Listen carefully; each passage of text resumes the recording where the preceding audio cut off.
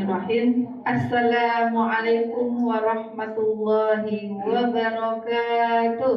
Waalaikumsalam warahmatullahi wabarakatuh. A'udzu billahi minasyaitonir rajim. Bismillahirrahmanirrahim. Alhamdulillahirabbil alamin. Assalatu wassalamu ala asrofil anbiya'i wal mursalin wa ala alihi wa ashabihi ajma'in. Amma ba'du. Yang sama-sama kita hormati Bapak Kepala Sekolah SD Negeri 12 Tilmang dan Bapak Ibu Majelis Guru yang berbahagia dan dirahmati oleh Allah Subhanahu wa taala. Puji dan syukur senantiasa kita aturkan kehadirat Allah Subhanahu wa taala.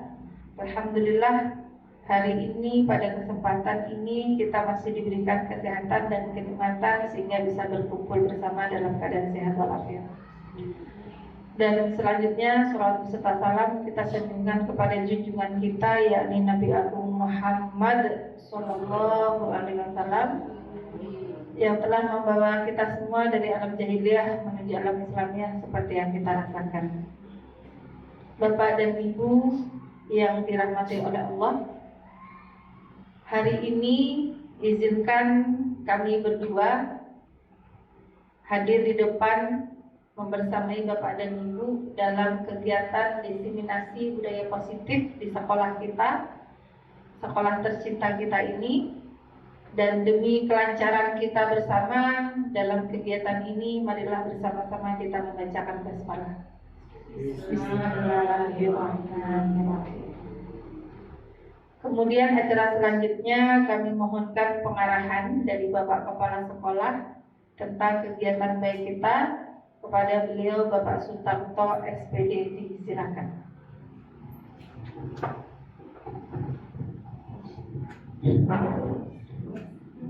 Bismillahirrahmanirrahim. Assalamualaikum warahmatullahi wabarakatuh. Alhamdulillah wassalatu wassalamu ala rasulillah wala haula wala quwata illa billah. Rabbi shrahli wa yassirli amri wahlul 'uqdatam min insani wafqahu qawli. Bapak dan Ibu Majelis Guru SD 12 Tilmang yang saya hormati, selanjutnya Ibu Imelda Eka Agustari SPD dan Ibu Evi Suryaningrum SPDI yang sama-sama juga kita hormati. Yang pertama, marilah kita selalu memanjatkan rasa puji syukur kita kepada Allah Subhanahu wa taala. Karena pada siang hari ini kita masih diberikan kesehatan, kenikmatan iman, kenikmatan Islam, sehingga pada siang hari ini kita masih dapat berkumpul di lokal ini dengan tidak ada halangan suatu apapun. Kemudian yang keduanya, salawat beriring salam, mari kita sama-sama aturkan kepada arwah junjungan Nabi besar kita, yaitunya Nabi Muhammad Sallallahu Alaihi Wasallam. Atas berkat beliaulah telah membawa umatnya dari alam kebodohan kepada alam yang penuh dengan ilmu pengetahuan seperti yang kita rasakan pada saat-saat ini. Bapak-bapak dan ibu-ibu yang saya hormati, pada pagi ini dari Ibu Imelda dan Ibu Evi ingin melaksanakan suatu kegiatan, yaitu diseminasi budaya positif SD Negeri 12 Tilmang Kabupaten Damastraya dalam rangka aksi nyata modul 14. Dalam acara ini mari kita sama-sama ikuti apa yang ingin disampaikan oleh Ibu Imel dan Ibu Evi tersebut dengan semangat, dengan serius, sehingga bisa berjalan dengan lancar. Bapak Ibu semuanya, mungkin tidak ada yang bisa saya sampaikan. Untuk itu dari sambutan saya ini saya cukupkan dengan cukup sekian saja. Kita tutup dengan wabillahi taufiq wal hidayah. Wassalamualaikum warahmatullahi wabarakatuh.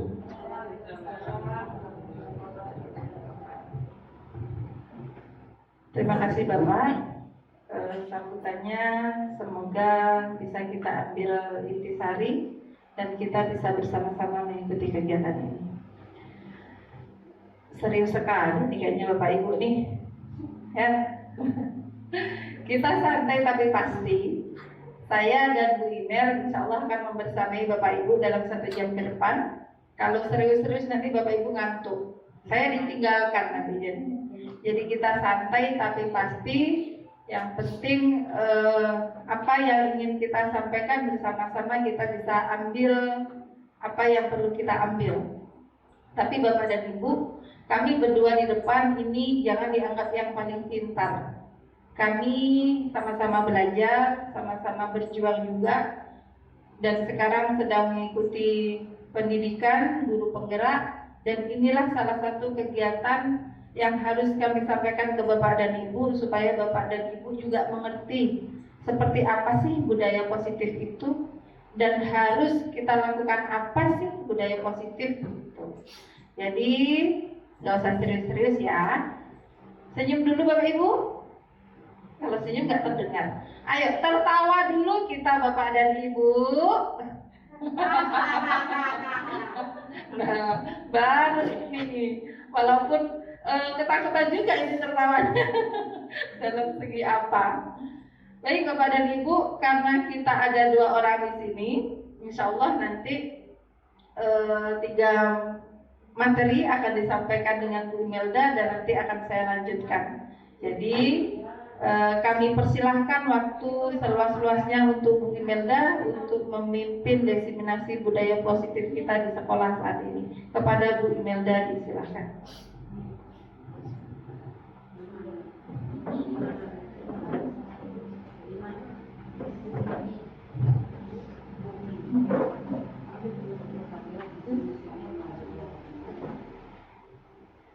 Terima kasih kepada Bu Evi.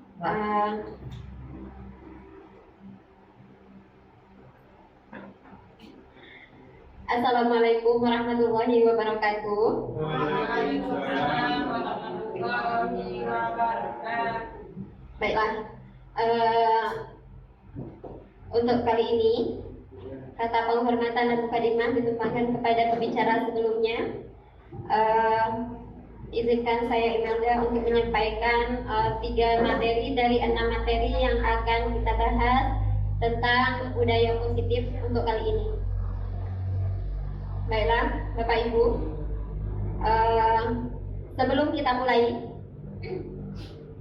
karena di sini nampaknya diam, anyep, kita ice breaking terlebih dahulu. Kita bersuara saja ya dulu sebentar.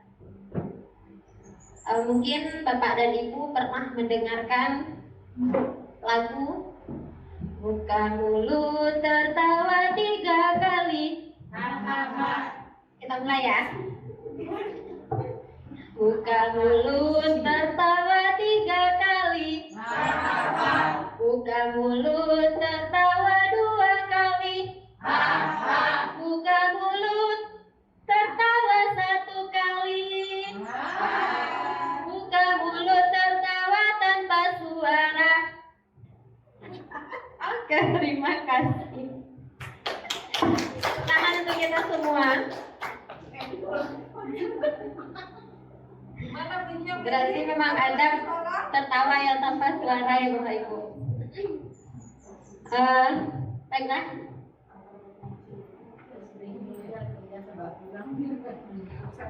Baik, ice breaking aja sampai pulang supaya nggak capek. Nanti kita ice breaking untuk yang kedua. Baiklah, kita langsung masuk kepada materi yang pertama tentang diseminasi budaya positif di sekolah. Di sini ada beberapa pertanyaan pemantik. Apakah Bapak Ibu setuju bila pemberian hukuman dapat mendisiplinkan siswa? Di sana ada mic, bisa Bapak Ibu memberikan pendapatnya. Untuk pertanyaan yang pertama saja, pemberian hukuman dapat mendisiplinkan siswa. Apakah Bapak dan Ibu setuju dengan itu?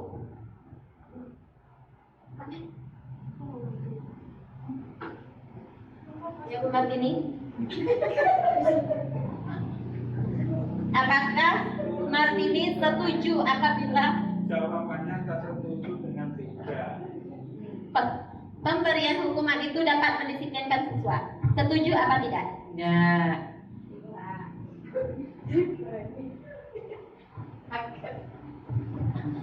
Baiklah, kita lanjut yang kedua. Kenapa?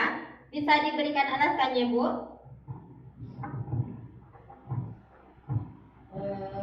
Kalau anak-anak kita ya, semakin kita beri hukuman maka dia akan semakin menjadi seperti itu. Semakin kita beri hukuman, anak itu semakin jadi. Baiklah, kita penting dulu untuk pertanyaan yang pertama. Selanjutnya, apakah pemberian hadiah itu dapat meningkatkan prestasi siswa? Coba Ibu yang lain. Setuju. Ibu, apakah pemberian hadiah itu dapat meningkatkan prestasi siswa? Menurut Ibu, setuju apa tidak? Saya rasa itu tidak, cuma untuk penyemangat aja ya, supaya anak itu lebih rajin belajar. Jadi apa sih?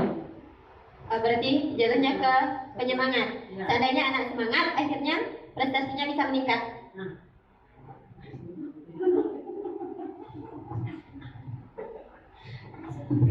Oke, nanti kita penting dan pertanyaan ini akan terjawab nanti setelah kita mempelajari materi ini. Selanjutnya, apakah guru harus mampu memberikan solusi untuk setiap siswa yang bermasalah?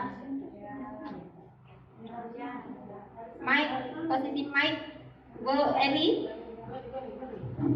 Apakah guru itu harus mampu memberikan solusi untuk setiap siswa yang bermasalah?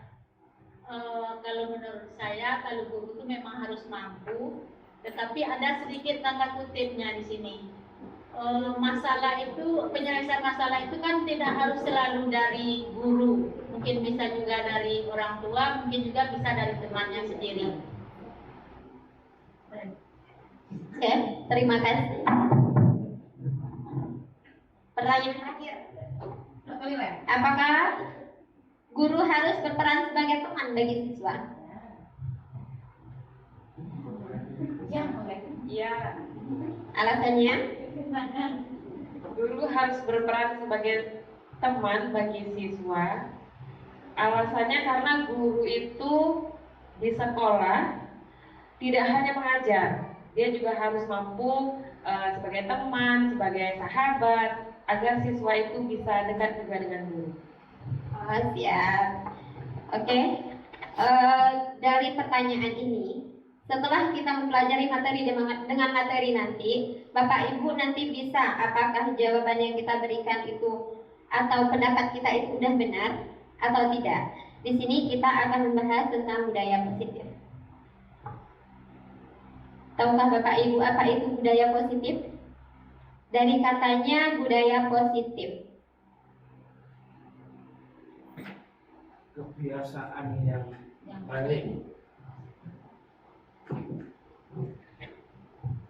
Bapak, Budaya positif adalah perilaku atau kebiasaan yang baik. oke. Baik, betul. Budaya positif itu adalah kebiasaan atau perilaku yang baik karena ada positifnya di sana. Di sini pengertian budaya positif itu merupakan perwujudan dari nilai-nilai, keyakinan, kebiasaan baik yang diterapkan di sekolah. Memang apa yang disampaikan oleh Bapak tadi itu sudah benar.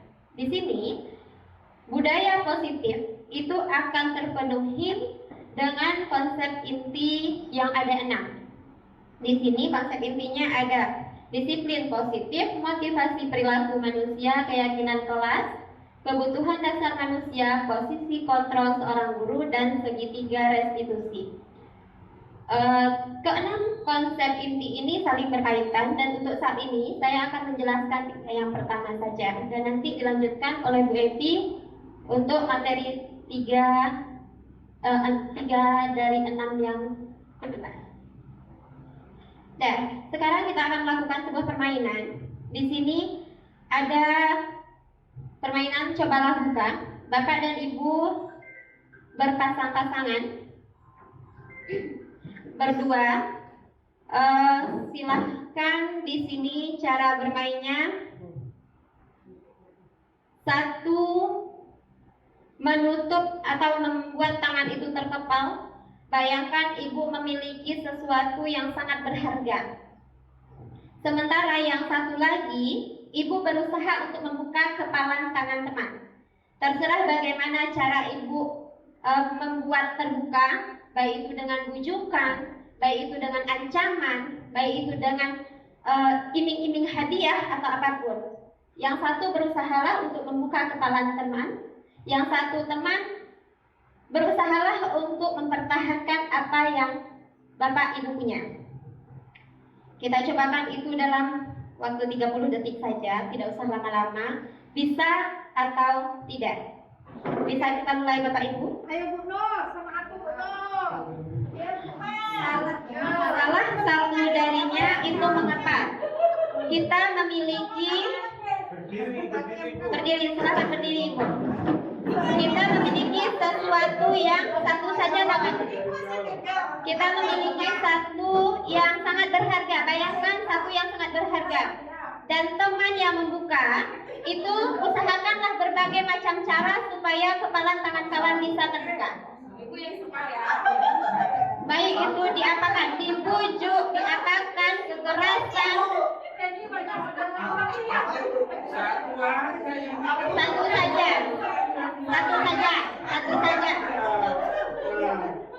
Usahakan. Bisa atau tidak?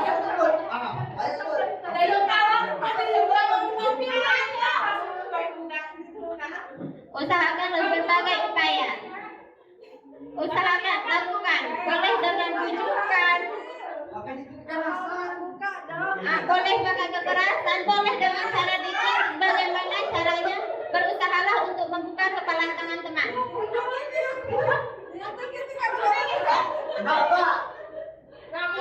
Gak mau?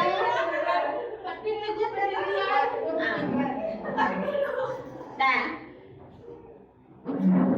baiklah. Ada yang bisa terbuka? Tidak.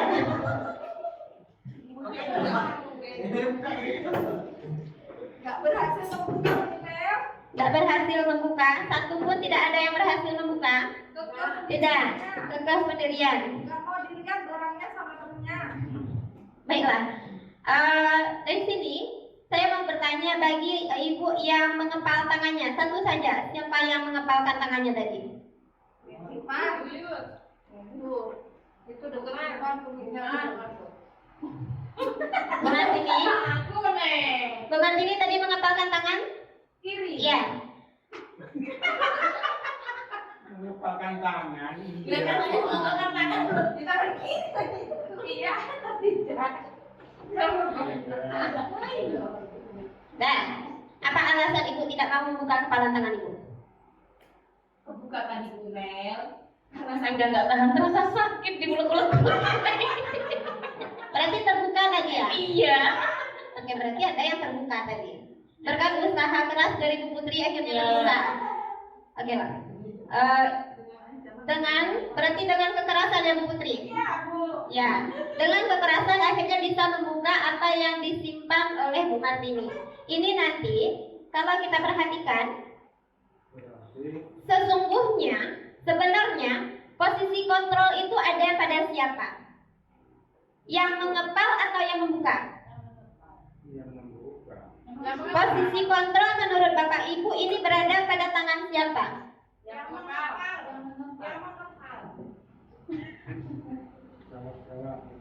Yang mengepal atau yang membuka, Bu Remi? Yang mengepal. Kenapa demikian? Iya, tapi dengan penuh kelembutan ya, Rek. Gimana, Bu? Kenapa posisi kontrolnya ada di orang yang mengepal? Kenapa tidak yang membuka? Karena yang membuka itu sudah berusaha untuk dengan berbagai cara dia akan berusaha membuka kepala teman. Karena kan udah dicoba dengan kekerasan, dengan rayuan. Nah, mungkin yang menghafal ini hatinya goyah atau bagaimana, tidak bisa mempertahankan apa yang dia punya. Jadi mau gimana pun dia harus membuka. Harus dibuka. Ya. Jadi posisi kontrolnya tergantung pada orang yang mengepal atau orang yang membuka. Yang mengepal. Yang mengepal. Oke. Sebenarnya posisi kontrol itu ada pada diri kita yang mengepal. Kita yang memiliki apa yang kita hargai. Mau memberikan, membuka, atau tetap mempertahankan apa yang kita punya, itu haknya kita. Nanti itu akan terkait dengan materi yang selanjutnya. Coba kita lewati ini. Menurut Bapak dan Ibu, pernah mendengar kata disiplin? Apa itu disiplin? Kalau kita membayangkan, kalau kita mendengar kata disiplin, yang terlintas di benak Bapak Ibu kira-kira apa? Mungkin kalau di sekolah sering kali disiplin. Kamu tidak disiplin. Apa kira-kira itu disiplin? Mematuhi aturan. Apakah masih ada? Disiplin. Ya. Dan kalau menurut saya sikap disiplin ini perasaan taat dan patuh terhadap nilai-nilai yang ada. Seperti peraturan kalau di sekolah berarti kita menaati peraturan yang ada di sekolah. Menaati peraturan yang ada di sekolah berarti patuh, taat, gitu ya Bu? Yang merupakan tanggung jawab. Oke. Karena merasa bertanggung jawab dengan hal itu. Bisa kita lihat di sini.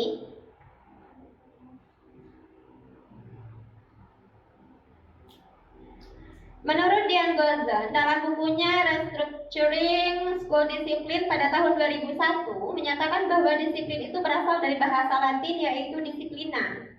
Artinya adalah belajar.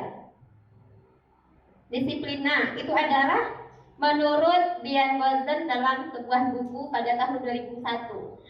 Ki Hajar Dewantara juga menyatakan bahwa untuk mencapai kemerdekaan atau dalam konsep pendidikan, untuk menciptakan murid yang merdeka, syarat utamanya adalah harus ada disiplin yang kuat. Disiplin yang dimaksud adalah disiplin diri yang memiliki motivasi internal. Motivasi pada diri kita itu ada dua, ada internal dan ada yang eksternal. Nanti kita bahas pada motivasi diri. Dan disiplin itu ada yang disiplin positif. Disiplin positif itu merupakan salah satu cara penerapan disiplin yang bertujuan untuk menumbuhkan kesadaran serta memberdayakan anak untuk melakukan sesuatu tanpa sogokan. Itulah yang kita lakukan permainan tadi. Apapun yang dilakukan itu adalah motivasi dari luar. Misalnya sogokan, ancaman, atau hukuman. Sama seperti permainan yang telah kita lakukan tadi. Kita menggenggam apa yang kita punya. Bagaimana orang luar itu berusaha untuk membuka kepala kita. Begitupun dengan disiplin positif ini. Menurut Ki Hajar Dewantara maupun Dian Gozan, mengartikan disiplin itu sebagai bentuk kontrol diri. Jadi kontrol diri tadi berada pada pihak siapa? Kita yang menggenggam, kan Bu? Nah, di sini juga seperti itu. Belajar untuk kontrol diri agar dapat mencapai tujuan yang mulia. Tujuan yang mulia di sini mengacu pada nilai-nilai atau prinsip yang mulia yang dianut oleh seseorang. Kita namakan nilai tersebut sebagai nilai-nilai kebajikan yang universal. Inilah nilai-nilai kebajikan yang universal tadi. Itu terdapat pada profil pelajar Pancasila. Ada 6 nilai kebajikan universal, yaitu beriman dan bertakwa pada Tuhan Yang Maha Esa dan berakhlak mulia. Yang kedua, mandiri, bernalar kritis, berkebinekaan global, gotong royong, dan kreatif. Dan itu sudah kita perkenalkan kepada anak. Kita masuk pada materi yang kedua tentang motivasi perilaku manusia. Menurut Ian Gozer, terdapat 3 motivasi perilaku pada manusia itu. Yang pertama, untuk menghindari ketidaknyamanan atau hukuman. Itulah tadi yang kita lakukan. Seseorang berusaha membuka kepalan tangan karena untuk menghindari ketidaknyamanan yang telah diciptakan oleh pihak yang di luar tadi. Motivasi yang kedua, untuk mendapatkan imbalan atau penghargaan dari orang lain. Yang ketiga, menghargai diri sendiri dan orang lain dengan nilai-nilai yang mereka percaya. Di antara 3 motivasi perilaku ini, satu yang akan kita tanamkan kepada siswa, yaitu yang ketiga. Siswa bertindak bukan hanya untuk menghindari ketidaknyamanan, bukan bertindak karena hanya untuk takut mendapatkan imbalan atau penghargaan, akan tetapi mereka bertindak melakukan disiplin positif itu karena menghargai diri mereka sendiri dan orang lain dengan nilai-nilai yang mereka anut tadi, yaitu nilai-nilai kebajikan yang universal tadi.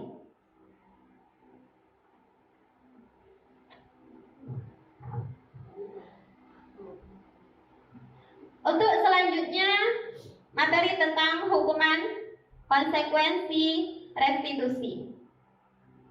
Di sini bisa kita lihat ada perbedaan antara hukuman, konsekuensi, dan restitusi.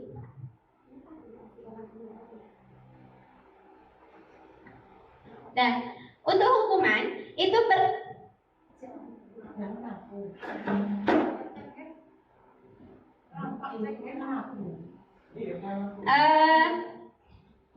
hukuman bisa kita lihat di sana, sifatnya dia tidak terencana, bersifat satu arah, bisa berupa hukuman fisik, psikis, atau kata-kata yang kasar. Sementara konsekuensi itu bersifat terencana, dia sudah kita rencanakan bersama dengan siswa, dia sudah kita sepakati, bentuk-bentuknya dibuat oleh pihak guru. Sementara restitusi merupakan proses menciptakan kondisi bagi diri murid untuk memperbaiki kesalahan mereka sehingga bisa kembali kepada kelompok mereka dengan karakter yang lebih baik. Berarti ini berada pada diri siswa. Kalau kita lihat di sini, antara hukuman, konsekuensi, dan restitusi itu ada identitas gagal dan ada identitas sukses. Pemberian hukuman akan membuat identitas gagal pada siswa. Sementara pemberian konsekuensi dan restitusi itu memberikan identitas sukses, dan itulah yang bisa dijalankan dengan disiplin. Inilah perbedaan hukuman dan konsekuensi yang tadi. Sekarang coba Bapak Ibu lihat ke depan. Ada beberapa pernyataan di depan. Menurut Bapak Ibu, ini termasuk hukumankah? Ini masuk konsekuensikah? Di sini ada 2 pilihan, hukuman atau konsekuensi. Saya ingin satu orang guru. Coba untuk yang pertama, Ibu baca, menggantikan kertas tugas teman yang telah dicoret-coret. Menurut Bapak Ibu itu hukumankah atau konsekuensikah?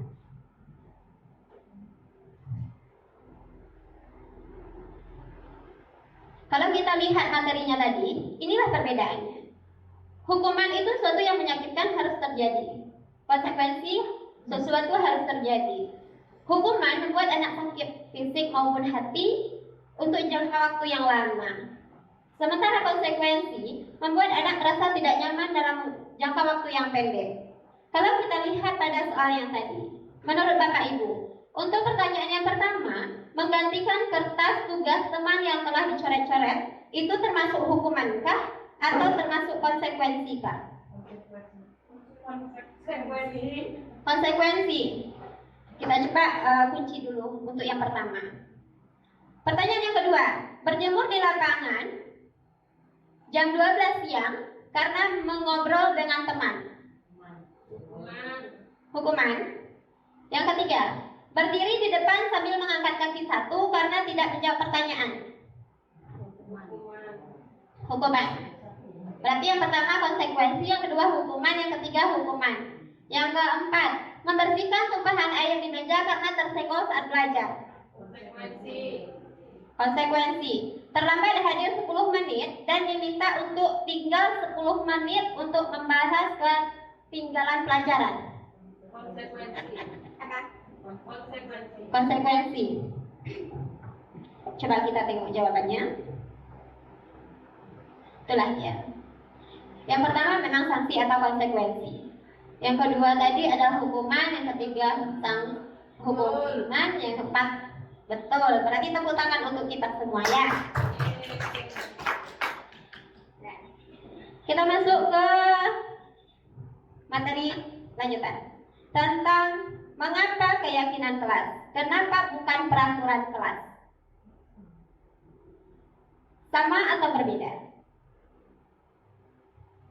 Kita sudah membuat sebuah keyakinan kelas. Kenapa tidak peraturan kelas? Sama tidak antara keyakinan dengan peraturan kelas? Sama atau berbeda? Beda. Kalau keyakinan ini kita buat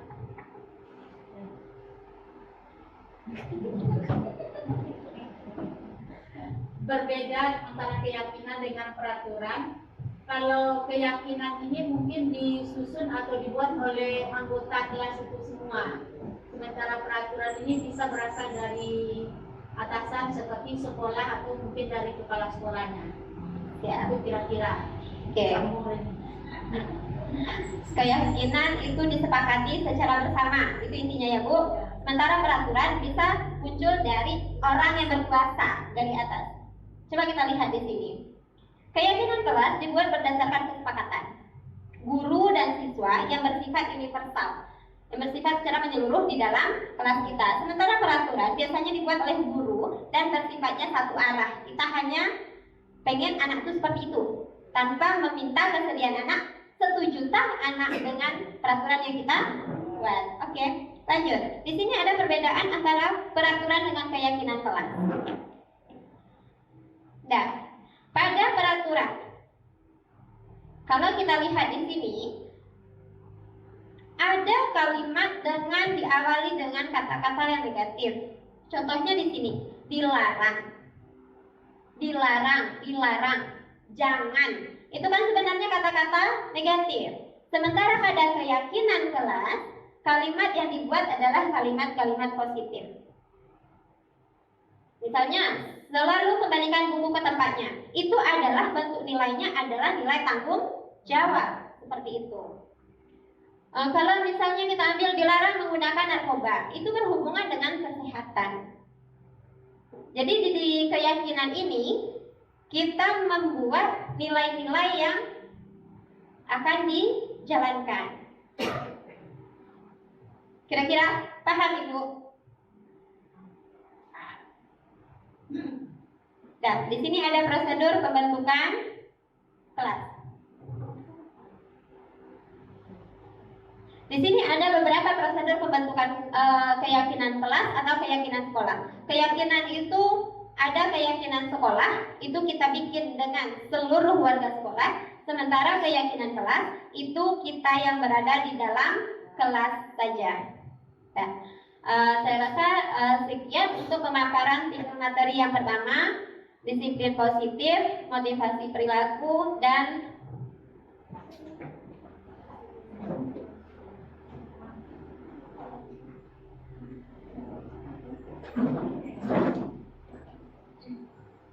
itulah materi tentang disiplin positif, motivasi perilaku, dan keyakinan sekolah atau keyakinan kelas. Untuk 3 materi kebutuhan dasar manusia, posisi kontrol guru, dan segitiga restitusi akan dilanjutkan oleh Evi. Terima kasih. Assalamualaikum warahmatullahi wabarakatuh. Waalaikumsalam warahmatullahi wabarakatuh.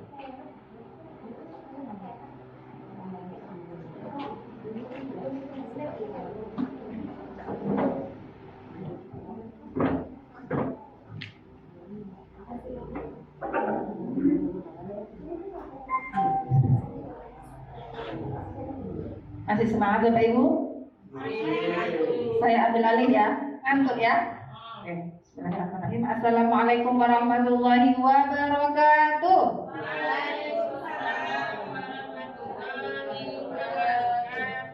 Nah, ayo sekarang coba saya maunya Bapak Ibu berdiri dulu.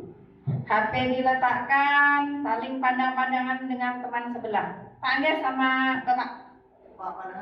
Berdiri, berdekatan. Dua orang. Kita akan melakukan permainan. Biar nggak ngantuk. Kita main-main ya, belajarnya sambil bermain-main. Jangan hanya nantikan. Berdiri. Oke. Yang sebelah saya, yang di arah saya, ya, yang menghadap ke teman menjadi Abu.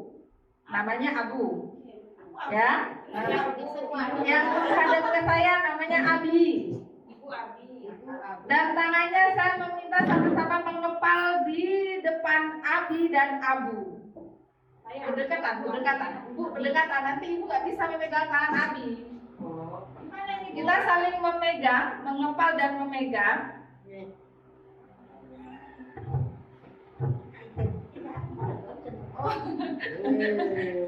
Salah gagal fokus saya. Saya menjadi Abi, Ibu Iman menjadi Abu. Contoh ya Pak Angges.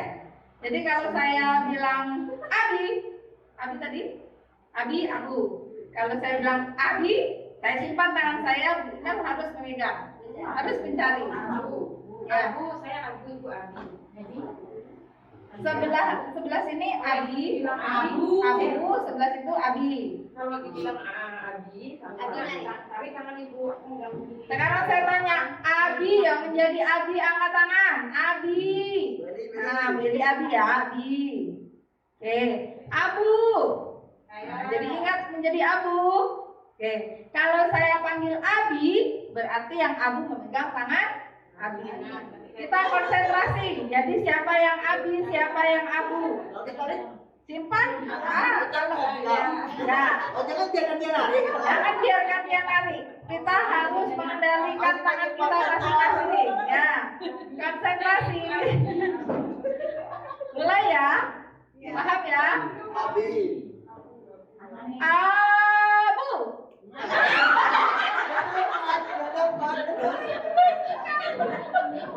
Ibu yang depan.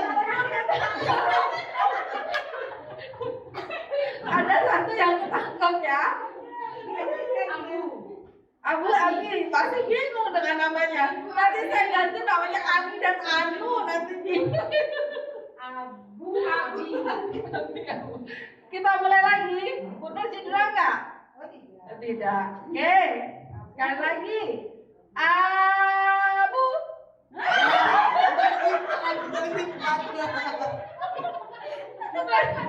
Bagian belakang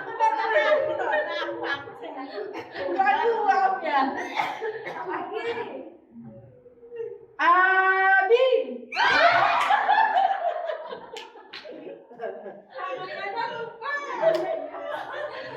Lagi. Masih bingung.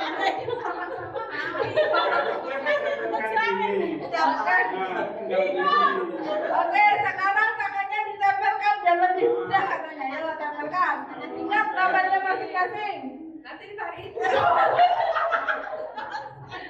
Abi.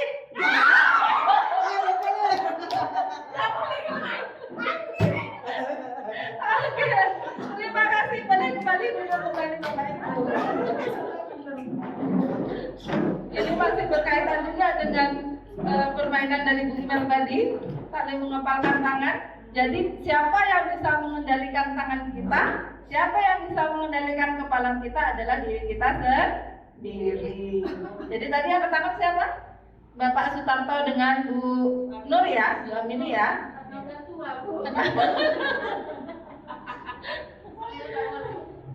Baik, Bapak dan Ibu kita lanjutkan. Jadi walaupun tua kita masih semangat ya Bu ya. Jadi jangan ada perbedaan antara yang tua dan muda. Tapi sekarang kita akan membahas tentang kebutuhan dasar manusia. Di sini nggak ada istilahnya tua muda, semua butuh. Sebelum umur 60 ataupun sebelum meninggal. meninggal, baik dari murid kita sampai ke kita butuh apa saja yang menjadi kebutuhan dasar manusia. Nah, kita perhatikan. Yang pertama adalah bertahan hidup. Ya kan, Bu Eli? Umur 60 masih butuh makan nggak? Ya, Iya dong. Kita aja sehari kalau berkumpul berapa kali makan? bisa dihitung. Bisa dihitung. Jadi kebutuhan dasar manusia ini juga yang menjadi kebutuhan dasar dari peserta didik kita. Apa saja yang dia inginkan dan kita butuhkan? Yang pertama adalah kebutuhan bertahan hidup. Nah, siapa saja yang butuh bertahan hidup? Kita semua makhluk hidup. Kita makan sehari semalam sudah berapa kali? Ya kan? Kalau kita datang ke sekolah, Bapak Ibu, perutnya keroncongan, kira-kira sebagai guru kita ini masuk ke dalam kelas konsentrasi enggak? Enggak. Paling-paling masuk ke kantor, aduh, perut gue lapar gitu, belum sempat sarapan. Jadi kita harus memenuhi dulu kebutuhan kita, yaitu untuk mengisi daerah timur, perut dulu. Itulah yang dimakan sarapan minimal ya Bu ya. Itu yang dikatakan sebagai bertahan hidup. Kemudian yang kedua, kasih sayang dan rasa diterima. Nah, Bapak Ibu, kalau kita berada di rumah dulu, tapi kita tidak diterima baik dengan keluarga kita, kira-kira bagaimana perasaan kita? Tidak nyaman, sedih. Sampai kita di sekolah kita saling memunggungi, tidak ada komunikasi, tidak ada rasa kasih sayang antara kita bersama. Tapi jangan tanda kutip ya, jangan ada papa mama ya. Iya. Tapi kita saling membutuhkan. Begitu juga dengan peserta didik kita. Kalau kita di dalam kelas kita tidak mempunyai rasa kasih sayang, kemudian peserta didik itu juga tidak mempunyai rasa diterima bagi kita, kira-kira peserta didik nyaman nggak? Tidak. Jadi kita harus tahu kebutuhan dasar apa yang harus ada pada kita dan harus ada pada peserta didik. Selanjutnya penguasaan. Kita harus menguasai bagaimana keadaan kelas kita. Kita juga harus memberikan yang terbaik kepada peserta didik. Lalu kesenangan, kita juga bisa melihat kesenangan peserta didik kita apa. Nah, kalau ada di dalam lingkungan kita sebagai guru di dalam kantor ini ada sesuatu yang merasa takut dengan satu hal. Misalkan Bu Reni ini takut dia dengan tinta hitam, misalkan. Lalu kita berikan itu kepada Bu Reni. Kira-kira ketakutan atau kesenangan yang tumbuh? Ketakutan, jadi merasa tidak nyaman sendiri. Dan kita juga bisa melihat peserta didik kita tuh sukanya apa, senangnya apa, belajarnya seperti apa. Itulah yang seharusnya kita laksanakan. Dan kebebasan, nah itu tandanya kupu-kupu. Bu Eli kira-kira tahu nggak kenapa itu kupu-kupu diberikan? Sebagai simbol. Biar anak bisa bebas. Bebas, betul, karena kebebasan. Dan kita nggak bisa menangkap kupu-kupu kalau kupu-kupu sedang terbang. Makanya bebas, kupu-kupu, burung bisa melakukan kebebasan. Peserta didik seperti itu. Di dalam kelas seharusnya merasa bebas mengeluarkan apa yang ingin disampaikan, mengeluarkan apa unek-uneknya. Itulah kebebasan dari kebutuhan dasar manusia, baik kita sebagai guru ataupun peserta didik sebagai murid kita. Yang ini paham ya Bu Eli? Bapak Ibu yang lain? Aman ya? Kita sama-sama ini. Nggak mungkin kalau saya nggak makan. Bisa jadi Ibu makan 2 kali, saya 5 kali. Nah, kita lanjutkan ke 5 posisi kontrol. Kira-kira kalau Bapak Ibu melihat sebagai penghukum, sebagai pembuat rasa bersalah, sebagai teman, sebagai pemantau, motivator, sebagai manajer, Bapak Ibu pilih yang warna mana ini?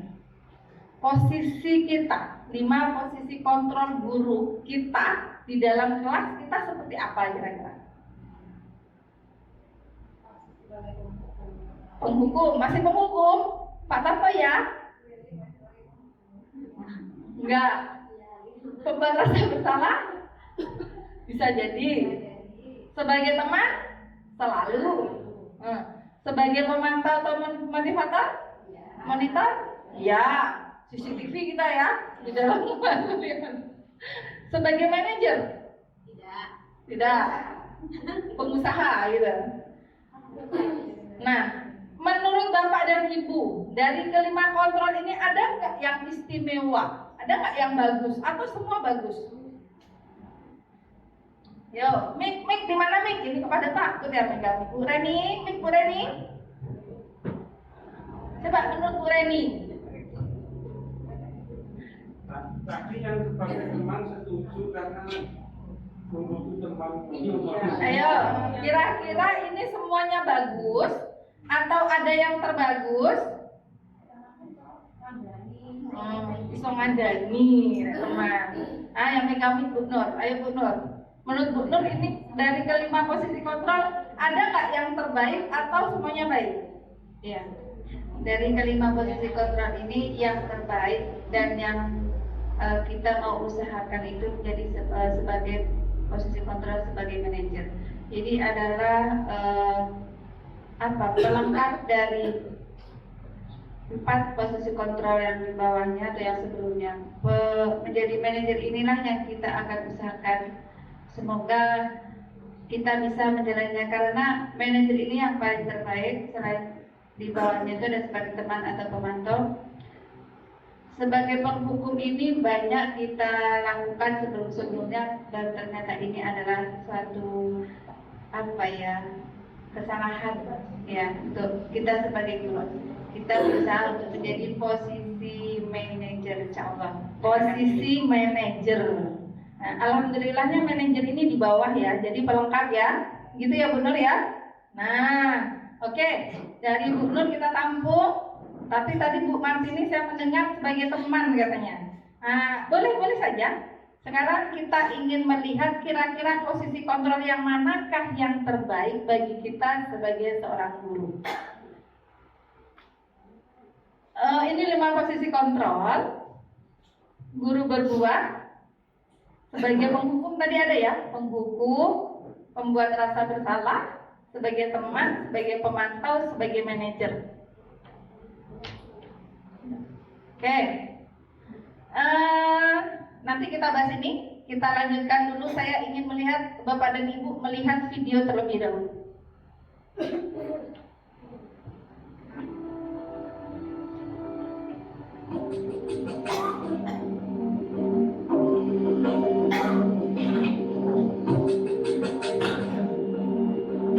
Ini sebagai penghukum.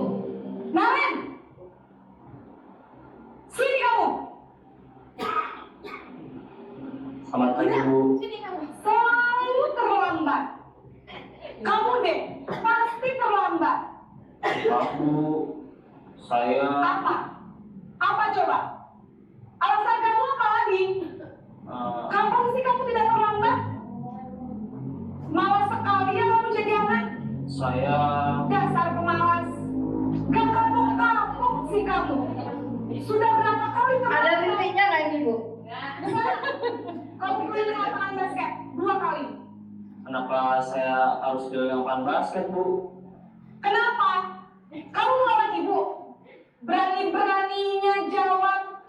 Sudah terlambat, masih berani jawab nggak? Sekarang keliling lapangan basket 5 kali sekalian. Biar kapok. Cepat. Dan nanti detik nambah dari 2 sampai 5. Ini posisi penghukum. Masih ada kita di sini Bapak Ibu? Masih. Sesuai kondisi ya. Oke. Kita lanjutkan. Pembuat rasa bersalah.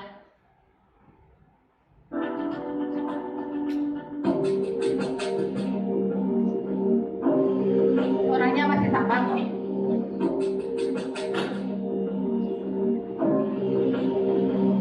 Maren.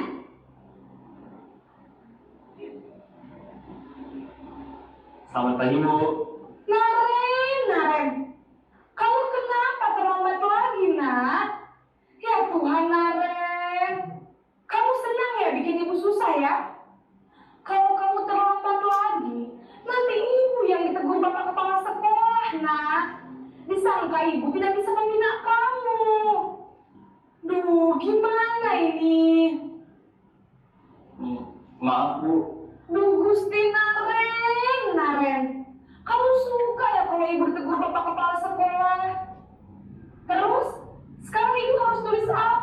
absen. Ini kamu sudah sering terlambat loh. Ibu harus apa coba? Maaf Bu, maaf sekali. Ya sudah, lain kali jangan bikin ibu susah lagi ya nak ya. Ibu tidak akan lupa lagi kalau kamu gini terus. Bisa jantungan kalau ibu tegur bapak kepala sekolah. Sana cepat ke kelas. Maaf ya Bu, maaf sekali. Kira-kira lebih bagusan penghukum atau merasa bersalah? Ada titiknya ya, ada titiknya. Tetapi kira-kira berdampak nggak bagi peserta didik kalau dengan kata kita yang lebih lembut tetapi lebih menggigit? Rasa ya? Coba nanti Bapak Ibu saya suruh memilih kira-kira yang mana yang Bapak Ibu sukai. Kita lanjutkan ini sebagai teman. Posisi guru sebagai teman ini.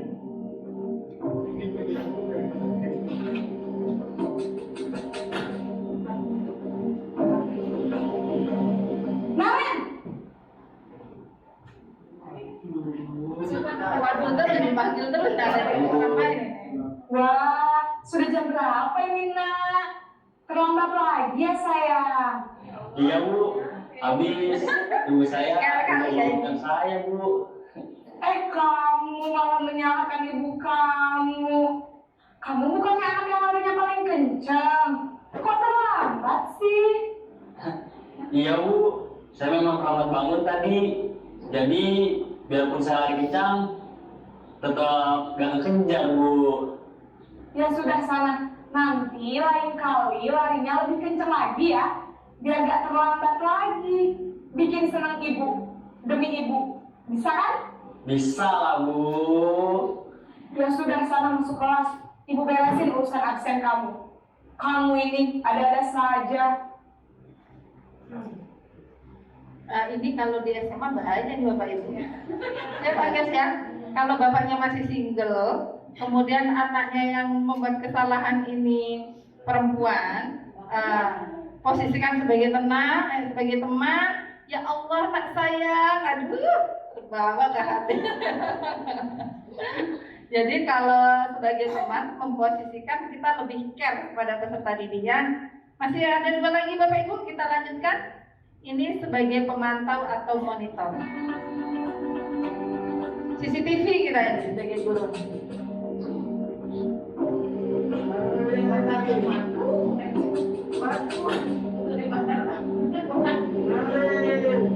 Naren!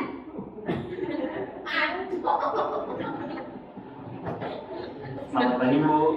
Naren, apa peraturan sekolah kita tentang jam berapa kita harus masuk sekolah, nak? Kita harus di sekolah jam 7 Bu. Iya betul, sekarang sudah jam 7.20. Naren sudah tahu konsekuensinya jika terlambat hadir. Paham Bu, saya harus tinggal kelas pas jam istirahat selama 20 menit. Iya benar, konsekuensinya demikian. Jadi nanti jam 9.30 pas istirahat, kamu harus tinggal di kelas, kerjakan tugas tambahan untuk ketertinggalan kamu, ya? Baik Bu. Dikasih tambahan waktu ya Bu ya. Nah ini yang terakhir.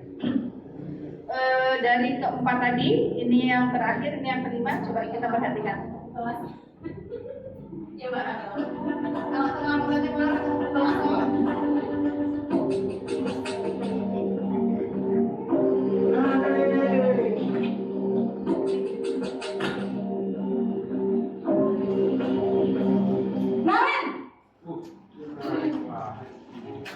Namanya belum ganti Pak, masih di Pagi Bu. Selamat pagi Naren. Maaf Bu, saya terlambat. Iya, sekolah masuknya jam 7, sekarang sudah jam 7.20. Jadi sekarang bagaimana ini Naren? Maaf Bu, saya lupa setel alarm saya semalam. Baiklah, menurut kamu, keyakinan sekolah yang mana yang perlu kamu tingkatkan? Menghargai diri sendiri dan orang lain mungkin ya Bu. Setuju. Jadi, apakah Naren meyakini prinsip saling menghormati tersebut? Iya Bu, saya meyakininya. apakah Naren bersedia memperbaiki masalah keterlambatan ini? Bersedia, Bu. Bagaimana kamu akan perbaiki masalah keterlambatan ini? Saya akan coba untuk tidak lupa menyetel alarm saya, Bu. Baik, kalau Naren lupa menyetel alarm di rumah, ada orang yang kira-kira bisa bantu mengingatkan tidak? Ada, Bu. Kakak saya, Kak Emma. Ada lagi selain Kak Emma? Selain Kak Emma, ada ibu saya. Baik, jadi yang mengingatkan Naren adalah Kak Emma dan ibu kamu ya? Kira-kira akan mulai setel alarm kapan nih Naren? Setelah pulang sekolah, akan segera saya lakukan. Baik, jadi Naren akan setel alarm untuk bangun besok pagi dan akan diingatkan oleh kakak dan ibunda Naren ya. Ada lagi yang mungkin perlu dilakukan Naren agar tidak terlambat bangun lagi? Tidak ada, Bu. Baik Naren, terima kasih untuk kerjasama kamu. Sekarang kamu perlu kembali ke kelas untuk belajar. Baik, Bu. Terima kasih. Nah, sudah ada tadi beberapa kontrol sebagai seorang guru. Ada tadi sebagai penghukum, pemantau, kemudian sebagai teman, sebagai manajer. Yang terakhir ini, kira-kira menurut Bapak Ibu bagusan yang mana? Manajer. Bukan manajer bank ya, Martin ya? Yang ketiga. Yang ketiga Pak. Sebagai teman. Sebagai teman besti ya Pak ya? Ayo Pak, ya Allah. Oke, kita lanjutkan. Yang sudah kita bahas tadi, ada juga videonya, ada percakapannya. Kira-kira Bapak dan Ibu, ini ada beberapa pernyataan ya. Saya kecewa sekali dengan kamu. Ini tadi masuk kemana ya? Saya kecewa sekali dengan kamu. Yang menggigit tadi sebagai apa? Nomor 2. Nomor 2 yang mana nama ini ya? Membuat anak merasa bersalah. Membuat anak merasa bersalah. Kamu tidak pernah benar melakukannya. Kira-kira yang mana ini? Yang poin 2. Hukuman. Lalu yang ketiga, ayolah lakukan demi ibu dan bapak. Nah, Pak Tanto, sebagai teman ya Pak Tanto ya. Lalu apakah kamu mendapatkan stiker bintang hari ini? Pemantau. Bagaimana kamu bisa menyelesaikan masalah ini? Manajer. Kamu selalu yang paling terakhir. Sebagai apa ini?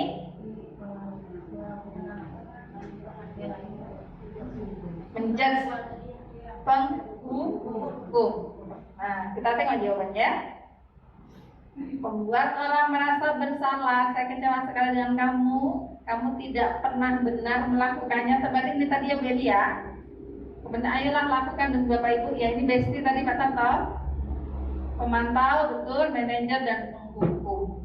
Inilah yang dibahas mengenai 5 kontrol yang harus ada Bapak dan Ibu. Menurut kita, menurut Bapak dan Ibu, kira-kira mana yang terbaik? Manajer.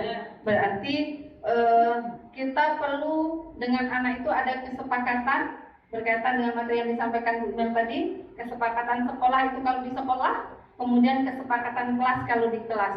Jadi dari peraturan, lalu nanti ada kesepakatan bersama. Kemudian dari kesepakatan bersama itulah yang akan muncul sebagai budaya positif yang dilakukan di sekolah secara bersama. Makanya sekarang kita bahas mengenai budaya positif.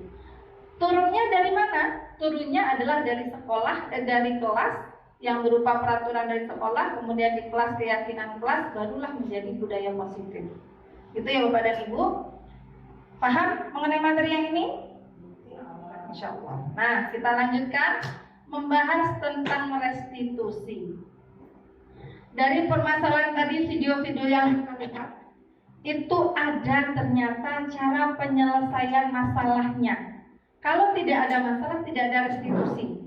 Restitusi ini dibuat untuk mengembalikan peserta didik atau yang membuat kesalahan itu kepada kelompok mereka dengan karakter yang kuat. Jadi ketika ada anak yang bersalah, kita tidak boleh menjudge atau kita langsung menyalahkan dia. Coba kita tanya, apa penyebabnya membuat peserta didik itu bersalah, melakukan kesalahan, kemudian kita sebagai manusia juga seperti itu. Lalu kira-kira mulai kapan mereka akan melakukan perubahan? Setidaknya kita bisa melakukan identifikasi dulu kepada peserta didik kita. Merasa bersalah, perbuatan yang dilakukan benar atau tidak? Itu identifikasinya. Kemudian sudah itu kita mengingat perbuatan itu baik atau tidak, perlu perubahan atau tidak, lalu kapan akan melakukan perubahan. Itulah yang dibahas di restitusi. Nah, ciri-ciri restitusi Bapak dan Ibu ini memperbaiki hubungan, bukan untuk menebus kesalahan, memperbaiki hubungan, tawaran. Kemudian restitusi itu sifatnya menuntun, sifatnya mencari kebutuhan dasar. Kemudian restitusi diri adalah cara yang terbaik. Restitusi fokus pada karakter bukan tindakan. Dan restitusi fokus pada solusi, bukan menyalahkan. Solusi ini. Dan mengembalikan murid yang berbuat salah pada kelompoknya. Nah, ini yang kita bahas. Jadi, kita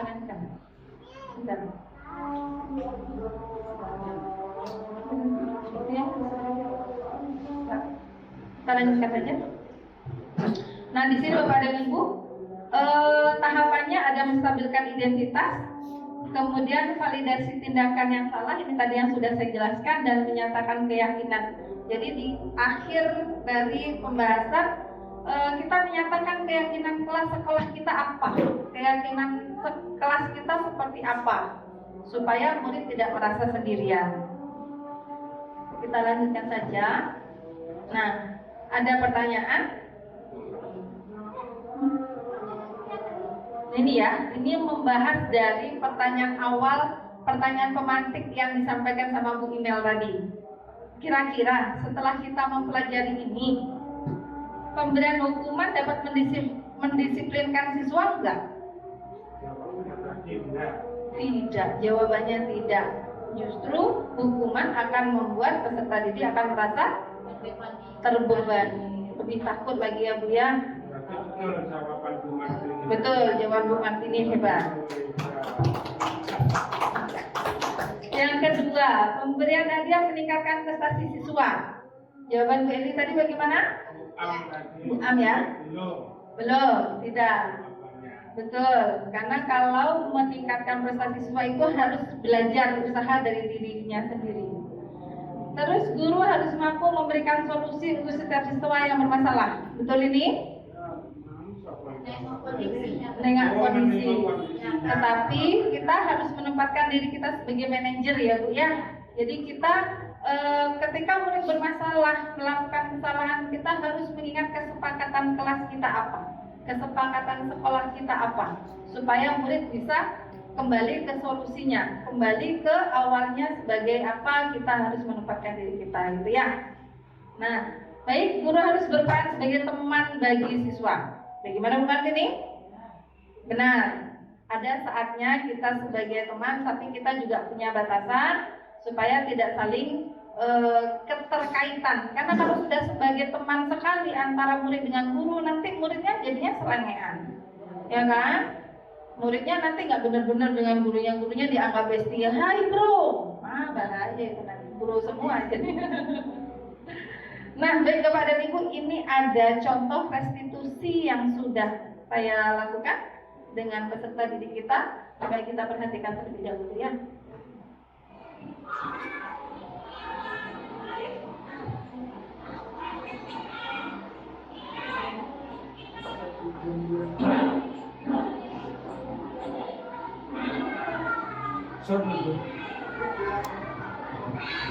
Ini muridnya siapa itu?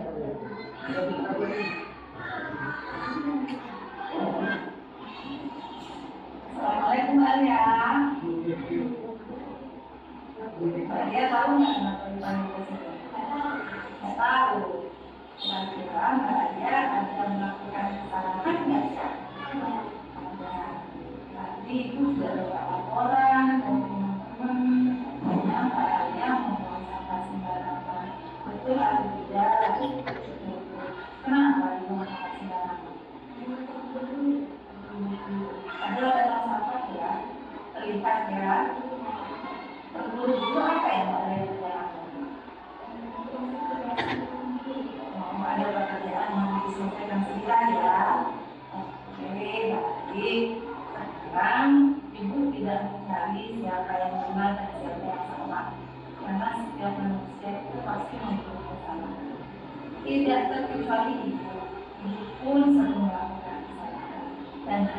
ini terlibat bahagia yang melakukan kesalahan dalam membuang sampah dan nah, sekarang ini kita mencari solusi dari permasalahan kita. Kira-kira perbuatan Mbak Alia tadi merugikan Mbak Alia dan orang lain. Kenapa? Semuanya jadi bau, sampahnya sembarangan, gitu kan? Nah, sekarang kira-kira Mbak Alia ingat nggak keyakinan kelas kita? Menjaga lingkungan sekolah dan kelas. Karena yang menjaga lingkungan itu bukan orang lain, pasti kita sendiri sebagai anggota sekolah. Betul kan? Kalau Mbak Alia dan teman-teman tidak mau menjaga lingkungan sekolah, itu jadinya sekolahnya nah, sekarang kira-kira Mbak Alia mau berubah menjadi yang lebih baik ya? Mulai kapan Mbak Alia?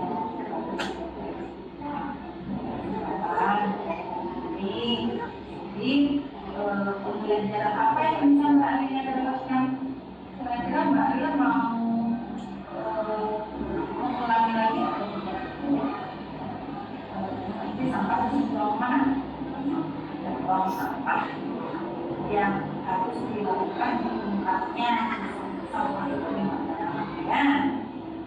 Tadi Mbak Alia sudah membuat dari sekarang ya. Ulangi lagi nggak pembuatan tadi?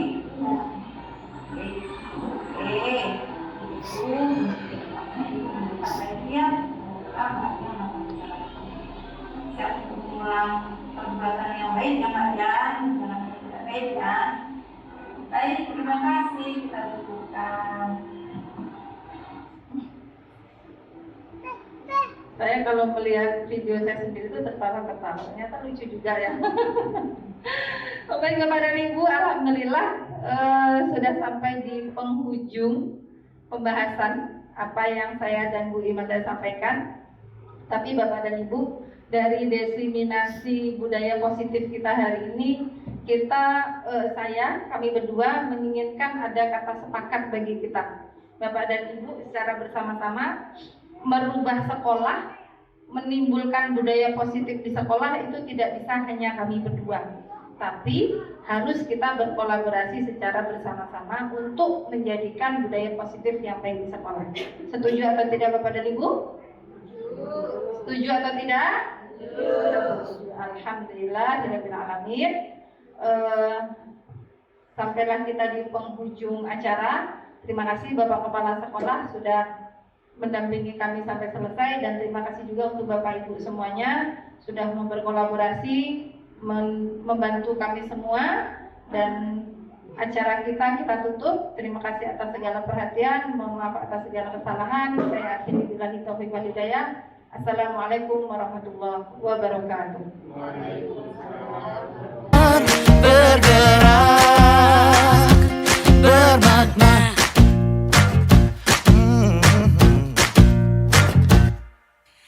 Aku bisa belajar dari ilmumu.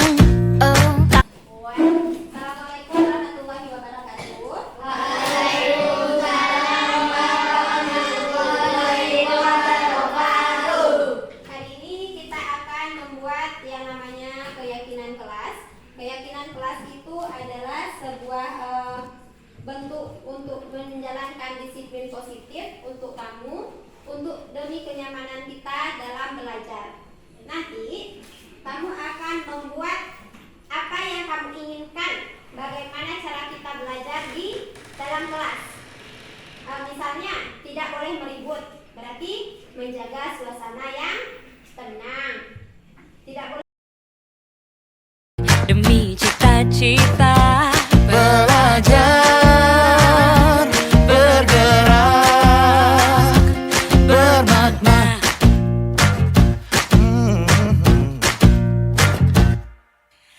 Aku bisa belajar dari ilmumu.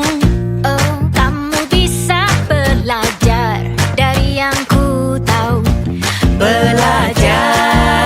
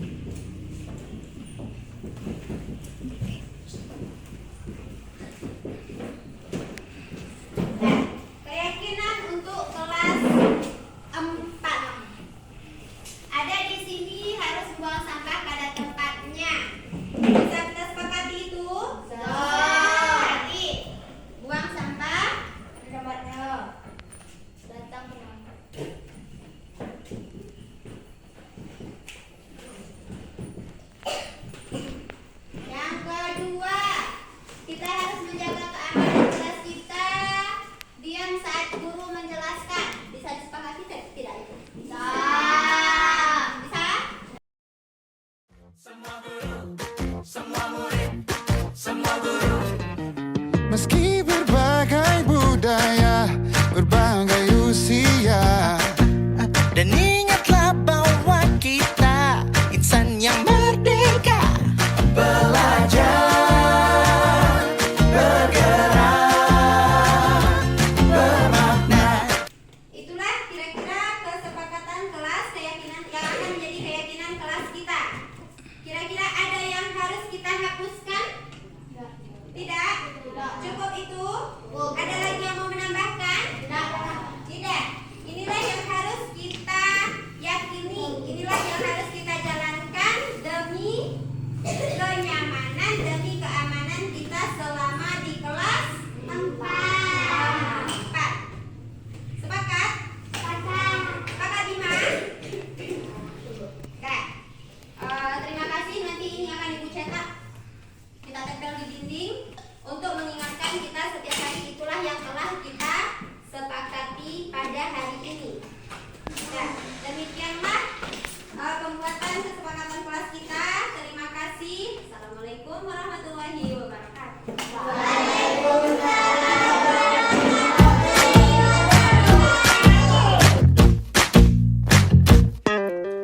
Kita bisa bersama mengubah dunia. Percaya pada diri demi cita-cita. Belajar, bergerak, bermakna.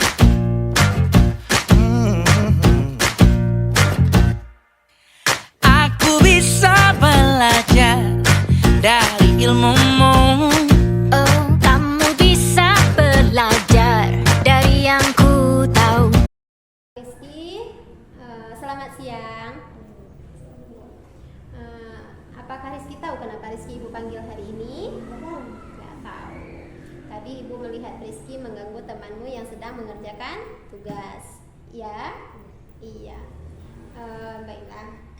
Apakah menurut Rizky yang Rizky lakukan itu adalah sebuah kesalahan? Iya. Berbuat salah itu sebenarnya tidak apa-apa. Manusia itu tidak luput dari kesalahan. Ibu pun juga pernah salah. Akan tetapi, Ibu hanya ingin tahu, Rizky punya alasan tidak kenapa Rizky mengganggu Nindi tadi? Senang aja. Baiklah. Rizky masih ingat nggak keyakinan kelas yang sudah kita bikin dulu? Masih. Apa keyakinan kelas kita? Menghormati orang lain. Kalau seperti itu, menurut Rizky, kira-kira apa yang akan Rizky lakukan setelah ini? Minta maaf sama siapa? Minta maaf sama Nindi. Oh, berjanji tidak mengulang lagi. Kira-kira menurut Rizky kapan Rizky akan melakukan hal itu? Besok pagi. Ya. Baiklah, kalau begitu berarti Rizky berjanji tidak akan mengulangi. Besok pagi akan minta maaf kepada Nindi. Minta maaf karena